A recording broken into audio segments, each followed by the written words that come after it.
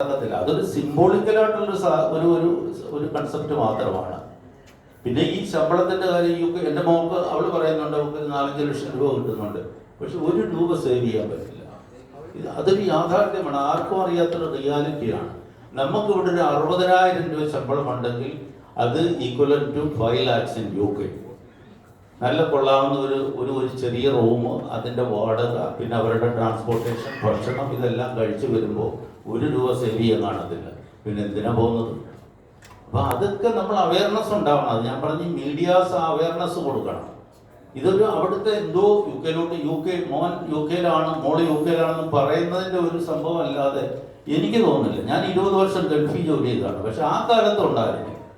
നമ്മുടെ ഇവിടുത്തെ currency value അവിടുത്തെ നോക്കുമ്പം അന്ന് ഞാൻ പറയാം, ഞാൻ 20 വർഷം ജോലി ചെയ്തിട്ട് ഞാൻ നല്ല രീതിയിൽ ഞാൻ സമ്പാദിച്ചു. അപ്പോൾ എൻ്റെ ഫാമിലി എല്ലാ രീതിയിലും രക്ഷപ്പെട്ടു. അപ്പം അത് അന്ന് നടന്നില്ല. പക്ഷെ ഇപ്പോൾ അങ്ങനെയല്ല സിറ്റുവേഷൻ. അപ്പം നമ്മൾ അതുകൊണ്ടാണ്